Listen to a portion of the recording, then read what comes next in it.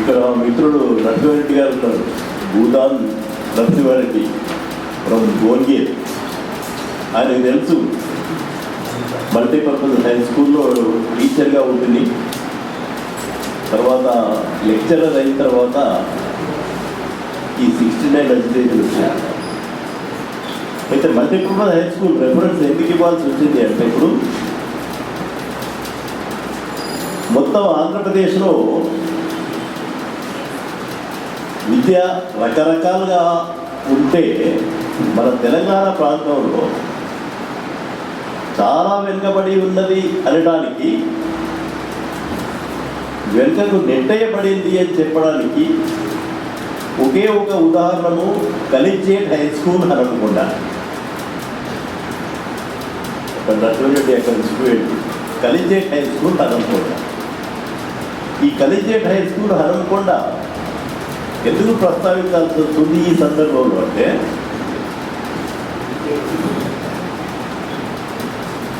అక్కడ క్లాస్ 5 నుండి ఇంటర్మీడియట్ వరకు ఒకటే కాలేజ్.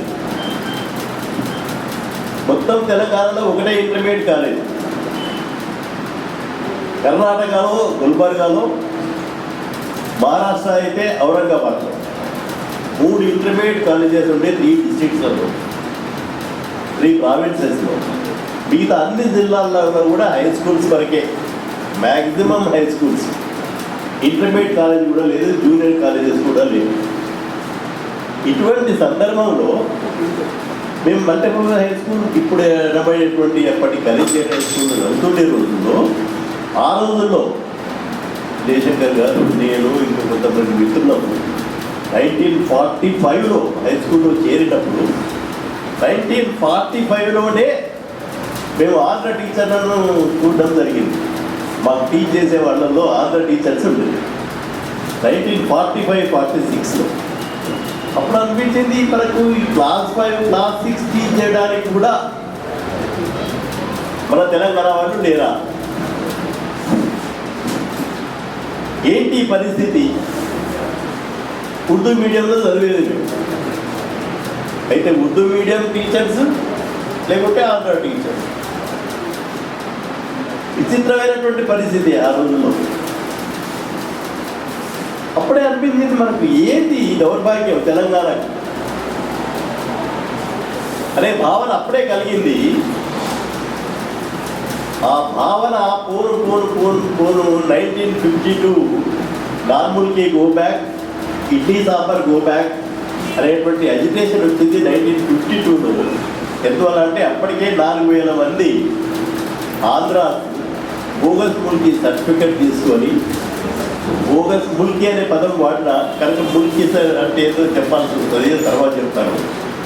బోగస్ ముల్కీ సర్టిఫికెట్ తీసుకొని అప్పటికే 4,000 మంది తెలంగాణ ప్రాంతంలో ఉద్యోగాలు పొందింది కనుక నార్మల్కి go back, idli sambar go back. అప్పుడు మద్రాస్ ప్రావిన్స్ సంబంధం ఉండే కనుక ఇడ్లీ సాంబార్ అనేది ఇప్పుడు పాపులర్. ఇప్పుడు ప్రతి ఒక్కరి ఇంట్లో ఇడ్లీ సాంబార్ ఉందనుకోండి, ఇప్పుడు ఆ స్లోగన్ వర్తించదు. నార్మల్కి గో బ్యాక్ ఇప్పటికీ వర్తిస్తుంది. అయితే ఆ రకమైనటువంటి ఉద్యమం 1952లో వచ్చినటువంటిది. సిటీ కాలేజ్లో ఫైరింగ్ జరిగితే 7 చనిపోయినారు. ఆ రకంగా స్టార్ట్ అయింది మన తెలంగాణ ఉద్యమం. తెలంగాణ ఉద్యమం ఆంధ్రప్రదేశ్ ఏర్పడ్డాక స్టార్ట్ కాలే, ఏర్పడక ముందే స్టార్ట్ అయింది. అది విచిత్రమైనటువంటి విషయం, మన మిత్రులు గమనించాలి. చరిత్ర రాసేటప్పుడు కానీ, కొత్తగా ఉద్యమంలో వచ్చినటువంటి వాళ్ళు కానీ, ఉద్యమాన్ని గురించి మాట్లాడాల్సి వచ్చినప్పుడు కానీ మీరు నొక్కి చెప్పాల్సినటువంటి అంశం ఏంటి అంటే, తెలంగాణ ఉద్యమం ఆంధ్రప్రదేశ్ ఏర్పడక ముందే స్టార్ట్ అయింది. విచిత్రమైనటువంటి ఆర్గ్యుమెంట్. సాధారణంగా ఆంధ్రప్రదేశ్ వ్యతిరేకంగా జరుగుతుండేటువంటి ఉద్యమం 56 తర్వాత స్టార్ట్ అయిందని అనుకుంటాం, కానీ అంతకు ముందే స్టార్ట్ అయింది. దీని ప్రభావం ఎంత దూరం పోయింది అంటే, Fazli commission, state reorganisation committee appoint అయినప్పుడు తెలంగాణ వాళ్ళు బ్యాక్గ్రౌండ్ ప్రిపేర్ అయింది కనుక, వాతావరణం రెడీ అయింది కనుక,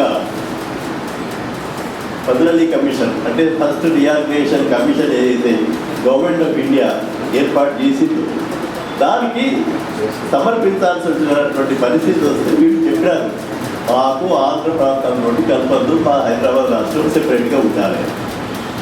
ఇది ఈ సందర్భం వచ్చినప్పుడు సైమల్టేనియస్గా ఆంధ్రాసు మద్రాసు నుంచి విడిపోవాలి అనేటువంటి ఉద్యమం చేపట్టారు. ఇప్పుడు ముగ్గురు భక్తులు ఉన్నప్పుడు ఎక్కువ టైం తీసుకోలేము. అనేక విషయాలు కామన్గా ఉంటాయి కాబట్టి నేను ఎక్కువ టైం తీసుకోకుండా కొన్ని ప్రత్యేకమైనటువంటి అంశాలనే ప్రస్తావిస్తాను. మద్రాస్ ప్రావిన్స్ నుంచి ఆంధ్రాస్ విడిపోవలసినటువంటి అవసరం వచ్చినప్పుడు వాళ్ళు ఆంధ్ర అజిటేషన్ టేకప్ చేస్తే వాళ్లకు ఆంధ్ర రాష్ట్రం కంటే ఎక్కువ వాళ్ళ కన్ను మద్రాస్ సిటీ మీద ఉండే. ఇప్పుడు ఎట్లయితే హైదరాబాద్ సిటీ మీద ఉన్నదో, ఇప్పుడు ఆంధ్రాస్కు కన్ను హైదరాబాద్ సిటీ మీద ఏ రకంగా ఇది ఉన్నదో, అప్పుడు ఆంధ్రాస్కు కన్ను మద్రాస్ సిటీ మీద ఉండే. విచిత్రమైనటువంటి అంశం మీరు గమనించాలే. ముందు మీరు ఎక్కడన్నా మాట్లాడాల్సిన ఈ రెండు ప్రత్యేకమైనటువంటి విచిత్రమైనటువంటి సన్నివేశాలు. మద్రాస్ కావాలి. Pandit Nehru was prepare to give Andhra state. కానీ కేవలం మద్రాస్ పట్టణం కూడా రాగాలి అని చెప్పేసి పొట్టి శ్రీరాములు చంపింది.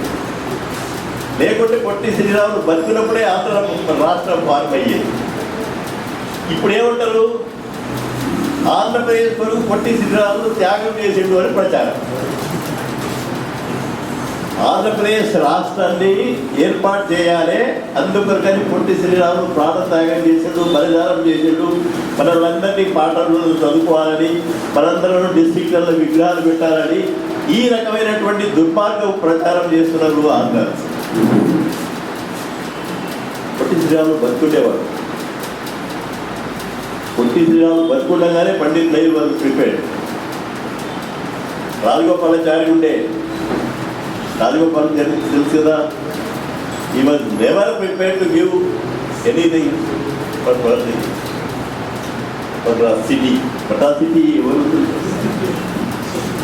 ప్రొఫెసర్ హర్నాథ్ గారిని వేదికపైకి రావాల్సింది కోరుతున్నాను.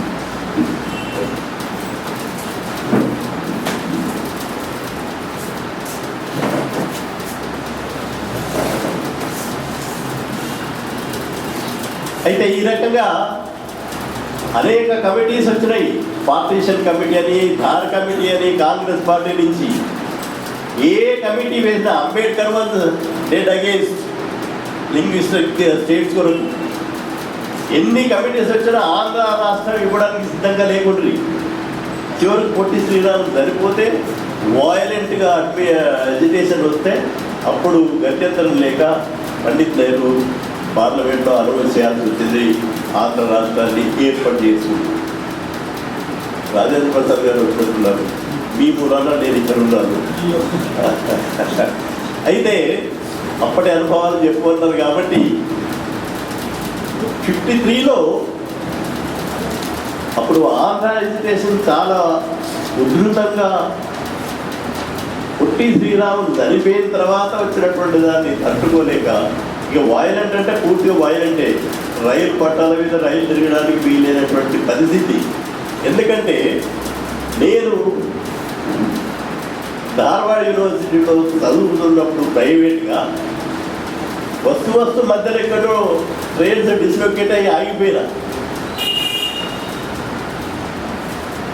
ఆంధ్ర ఎడ్యుకేషన్ మూలాన, పొట్టి శ్రీరాముడు చనిపోవడం మూలాన మధ్యలో ఎక్కడో ట్రైన్ ఆగిపోయినా అక్కడే.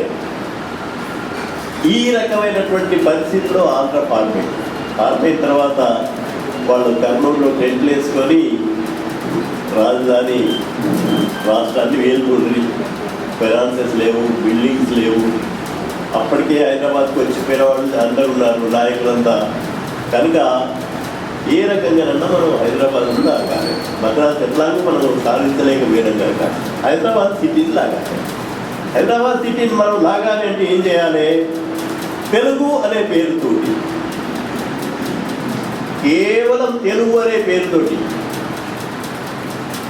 తెలంగాణను కలుపుకొని ఆంధ్రప్రదేశ్ ఏర్పాటు చేస్తే, ఇది చేస్తేనే వాళ్ళకి తెలుసు అది జెంటల్మెన్ అగ్రిమెంట్లో నువ్వు ఏం రాసుకుంటే ఏముంది, అది పాటించాల్సిన అవసరం లేదు. ఎందుకంటే పరిపాలన చేసేది మనమే. తెలంగాణ వాళ్ళు ఎలాగో పరిపాలన చేయరు. వాళ్ళు 2012లో ఏ రకంగా ఉన్నారో 1953, 54, 55, 56లో కూడా అదే రకంగా ఉన్నారు మన తెలంగాణ లీడర్స్. ఇప్పుడు మెడికల్ సీట్స్ కొరకు ఎవరన్నా మాట్లాడుతున్నారా? కరెంట్ లేదంటే ఎవరన్నా మాట్లాడుతున్నారా? పంటలు ఎండిపోతున్నాయి అంటే ఏ కాంగ్రెస్ లీడర్ అన్నా మాట్లాడుతున్నాడా? వాళ్ళకి ఏంటి అంటే పదవులు ఏ రకంగా దక్కించుకోవాలి, ఏ రకంగా కాపాడుకోవాలి అనేది తప్పితే ఒక్క ప్రజా సమస్య మీద పోరాడినటువంటి అలవాటు లేదు.